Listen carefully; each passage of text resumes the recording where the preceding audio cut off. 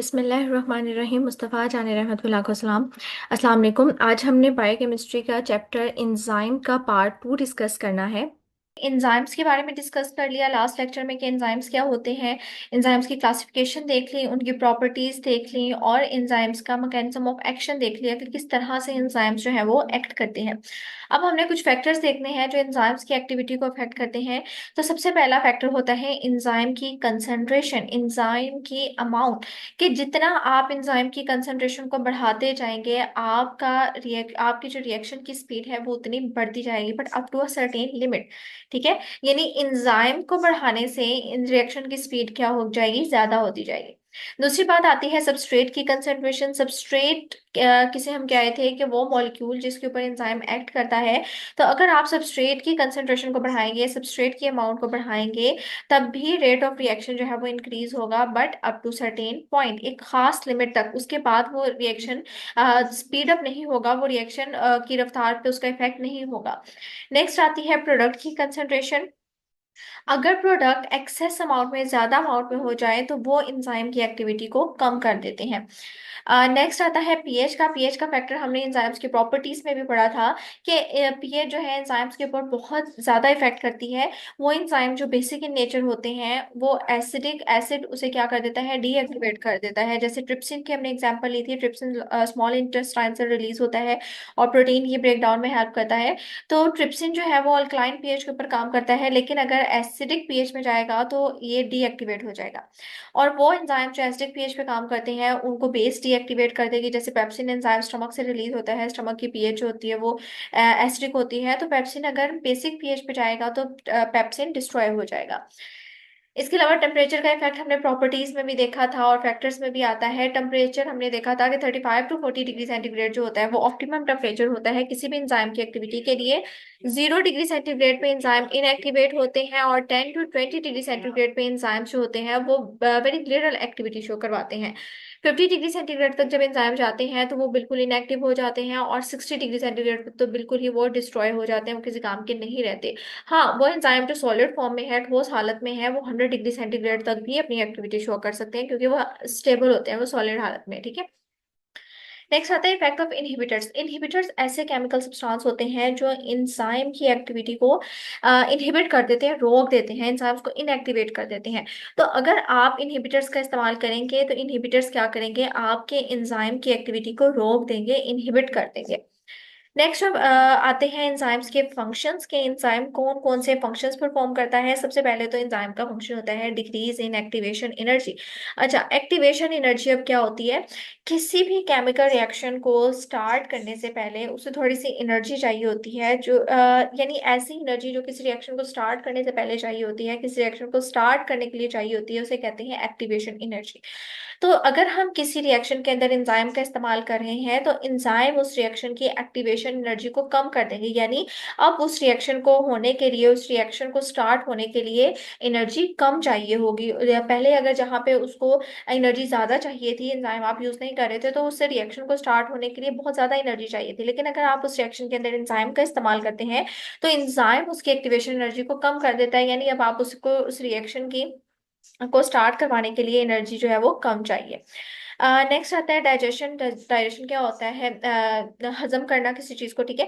तो basically enzymes जो होते हैं वो डाइजेशन के प्रोसेस को भी स्पीड अप कर देते हैं। जैसे ट्रिप्सिन मैंने कहा था कि हमारी स्मॉल इंटेस्टाइन में होता है। लाइपेज जो प्रोटीन की ब्रेक डाउन करवाता है, लाइपेज लिपिड की ब्रेक डाउन करवाता है, और माइलेज जो होता है वो स्टार्च की यानी कार्बोहाइड्रेट्स की ब्रेक डाउन करवाता है। तो यहाँ पे ये एंजाइम्स क्या कर रहे हैं, इन चीजों की बेसिकली डाइजेशन में होता क्या है कि स्मॉल मॉलिक्यूल्स को छोटे मॉलिक्यूल्स में कन्वर्ट करना है, break down of large molecules.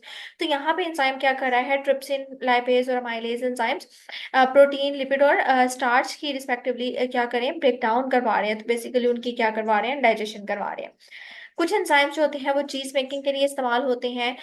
कुछ एंजाइम्स जो होते हैं वो एज अ स्वीटनर इस्तेमाल होते हैं। जैसे अगर बात करें सुक्रोज की, तो सुक्रोज जो होते हैं वो लेस स्वीट, मतलब लेस स्वीट इन टेस्ट होते हैं। क्योंकि हमने पढ़ा था कि एक होते हैं मोनोसेक्राइड हमने पढ़े थे, डायसेक्राइड पढ़े थे, ओलिगोसेक्राइड एंड पॉलीसेक्राइड हमने डिस्कस किए थे। तो अगर हम बात करें कि मोनोसेक्राइड, जैसे जैसे हमने बात की थी कि कार्बोहाइड्रेट्स का मॉलिक्यूलर वेट बढ़ता जाता है, उनकी स्वीटनेस कम होती जाती है, यानी monosaccharide more sweet in taste होंगे, डायसेक्राइड लेस स्वीट होंगे, ओलिगोसेक्राइड उससे भी कम स्वीट होंगे, और जो पॉलीसेक्राइड होते हैं वो वैसे ही टेस्टलेस होते हैं, उनका जायका नहीं होता। तो यहाँ पे अगर बात करें तो हमारे पास एक एंजाइम होता है ग्लूकोसाइडेज एंजाइम। ये ग्लूकोसाइडेज एंजाइम क्या करता है, सुक्रोज को कैटालाइज करवाता है, सुक्रोज को कैटालाइज करवा के उसे ग्लूकोज और फ्रुक्टोज में कन्वर्ट करता है। अब ये जो ग्लूकोज और फ्रुक्टोज हैं ये एज कम्पेयर टू सुक्रोज क्या होते हैं, स्वीट इन टेस्ट होते हैं, क्योंकि सुक्रोज बना होता है ग्लूकोज और फ्रुक्टोज के मिलने से, यानी ये डाइसेक्राइड है, तो disaccharide as compare to monosaccharide less sweet in taste होंगे। तो ग्लूकोज जो है वो सुक्रोज से 72% मोर स्वीटर होता है, और जो फ्रुक्टोज है वो 132% मोर स्वीटर होता है। और इस रिएक्शन को कैटालाइज कौन कराता है, ग्लूकोसाइडेज एंजाइम। नेक्स्ट कुछ एंजाइम्स ऐसे होते हैं जो डिटर्जेंट वगैरह बनाने में इस्तेमाल होते हैं, जैसे प्रोटीएज एंजाइम हो गया। कुछ एंजाइम्स ड्रग के तौर पे इस्तेमाल होते हैं, यानी अगर हमारे डाइजेस्टिव सिस्टम में कोई डिस्टर्बेंस आ रही है तो कुछ एंजाइम्स को हम एज अ ड्रग इस्तेमाल करते हैं हमारे डाइजेस्टिव सिस्टम की डिस्टर्बेंस को ट्रीट करने के लिए। कुछ एंजाइम कैंसर के ट्रीटमेंट में इस्तेमाल होते हैं, जैसे एस्पैराजिनेज एंजाइम्स हो गया। और बहुत से एंजाइम्स ऐसे होते हैं जो मुख्तलिफ किस्म की बीमारियों को के इलाज के लिए इस्तेमाल होते हैं, जैसे कुछ एंजाइम्स होते हैं वो रिकेट के लिए, रिकेट क्या होती है, बच्चों में ये बीमारी होती है, बोन्स की डिसीज होती है जिसमें बोन्स वीक हो जाती हैं और बोन्स की एबनॉर्मल ग्रोथ होती है, और जोंडाइस शेरकान के इस्तेमाल के इलाज के लिए इस्तेमाल होते हैं एंजाइम।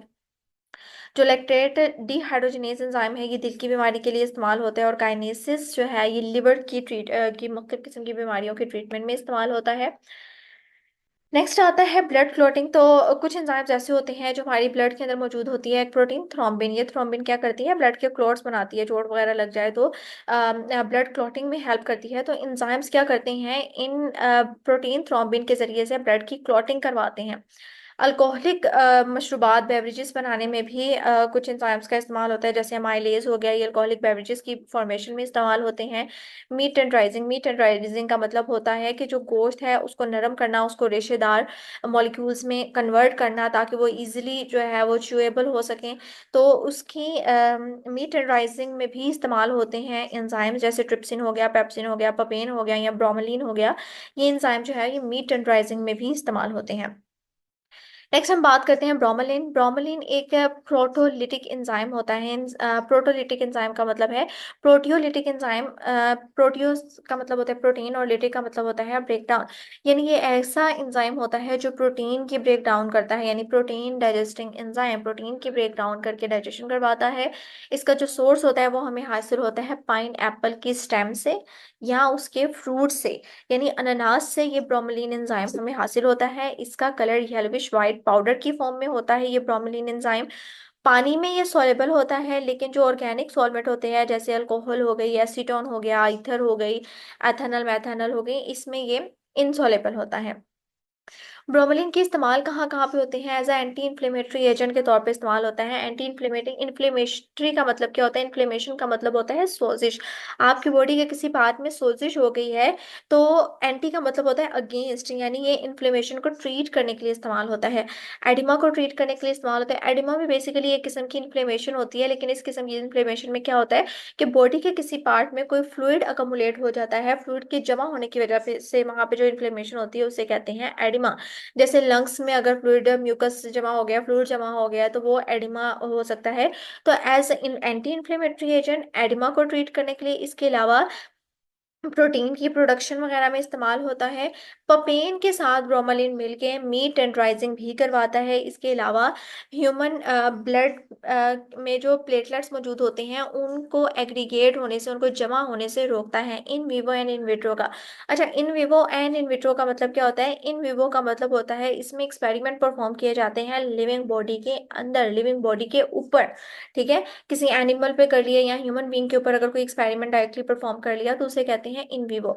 और अगर इन विट्रो की बात करें तो ये ऐसे एक्सपेरिमेंट होते हैं जो हम चाइना डिश या लेबोरेटरी के अंदर परफॉर्म करते हैं। यानी इन विवो में हम एक्सपेरिमेंट परफॉर्म करते हैं किसी लिविंग ऑर्गेनिज्म के अंदर, किसी एनिमल के ऊपर या किसी ह्यूमन बीइंग के ऊपर, और इन विट्रो में हम एक्सपेरिमेंट परफॉर्म करते हैं या टेस्ट करते हैं लेबोरेटरी के अंदर, चाइना किसी टेस्ट ट्यूब के अंदर हम उस टेस्ट को परफॉर्म करते हैं। तो अगर हम ब्लड टेस्ट कर रहे हैं या तो ह्यूमन बींग्स के अंदर ही कर रहे हैं या लेबोरेटरी में कर रहे हैं, तो बेसिकली ये ब्रोमालिन एंजाइम क्या करता है, उस ब्लड के अंदर जो प्लेटलेट्स हैं उनको एग्रीगेट होने से, उनको जमा होने से रोकता है। नेक्स्ट जो एंजाइम है वो आता है पपेन। पपेन एंजाइम भी प्रोटियोलिटिक इन नेचर होता है, यानी ये प्रोटीन की ब्रेक डाउन करवाता है। यहाँ पे उन्होंने कहा है बाय हाइड्रोलिसिस। हाइड्रोलिसिस का मतलब है, हाइड्रो मीन वाटर और लिसिस का मतलब होता है ब्रेक डाउन, यानी पानी की मौजूदगी में ये प्रोटीन की ब्रेक डाउन करवाता है। सोर्स इसका कहाँ से हमें ये हासिल होता है, इसका जरिया क्या होता है, हम इसे पपाया यानी पपीता के पत्तों से, उसकी रूट से, उसके फ्रूट से हासिल कर सकते हैं। वाइट कलर में ये पाया जाता है और पानी के अंदर ये हल्पजीर होता है, लेकिन जो ऑर्गेनिक सॉल्वेंट्स होते हैं उनमें ये गैर हल्पजीर होता है।